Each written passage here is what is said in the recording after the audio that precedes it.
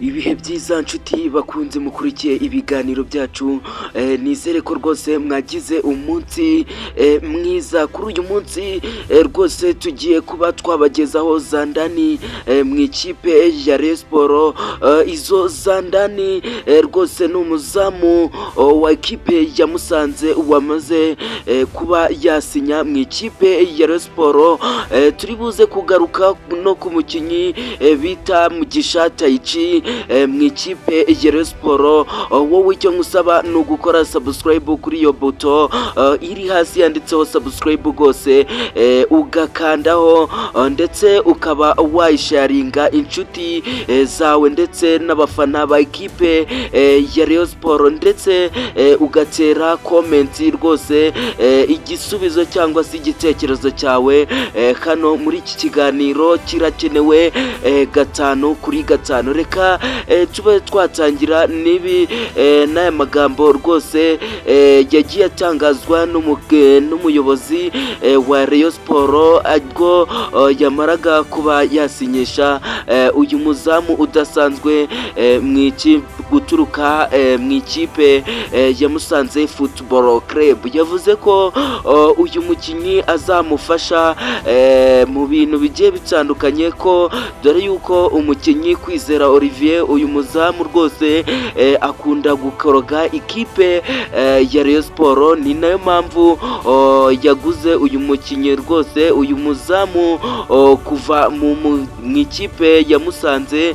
Ndazemba nababwira izina rye kugira ngo bajye bahangana bakombetane, bibe neza ko cyangwa se bitere Kwizera Olivier gukora cyane, ntatinde ku kazi cyangwa se niyirare mu kazi. Ubundi bwo uyu mukinnyi amazina ye bamwita nde?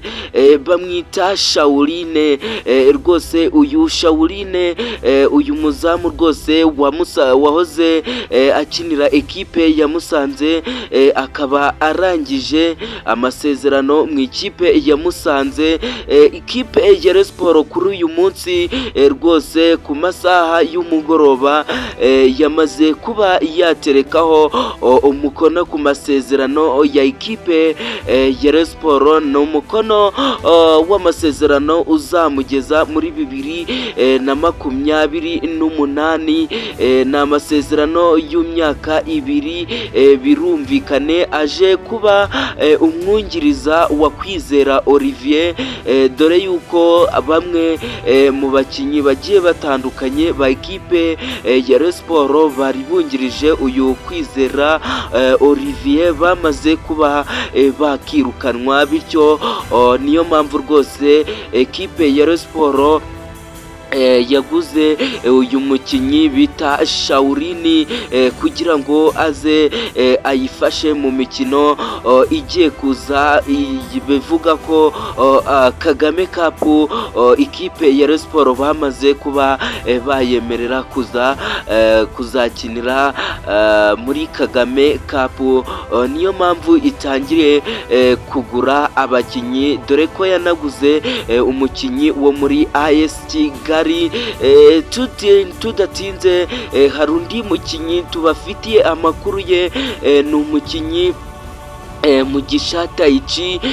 Turasoza tunababwira amafaranga ikipe ya Rayon Sports yamaze kuba ishyiraho amafaranga izakoresha uyu mwaka. Uyu Mugisha Taichi Didier rwose ekipe ya Rayon Sports biri kuvuga ko igomba kuba yamugura na ikipe ya Polisi, dore yuko Polisi yari yamutije ikipe ya Rayon Sports. None bitewe n'uburyo ki Rayon Sports yamushimye, yamaze kwandikira ikipe ya Polisi imusaba uyu mukinnyi Mugisha Taichi Didier. Rwose Polisi yababwiye ko iri buze kuba yabasubiza, n'ubu ntirabasubiza, ariko baracyategereje. Amahirwe nuko iri buze kuba yabasubiza neza cyane. Bavuze ko ikipe ya Rayon Sports kandi ko izakoresha arenga miliyoni 700 z'amanyarwanda muri recruitment mu kugura abakinnyi mu Rwanda ndetse no hanze.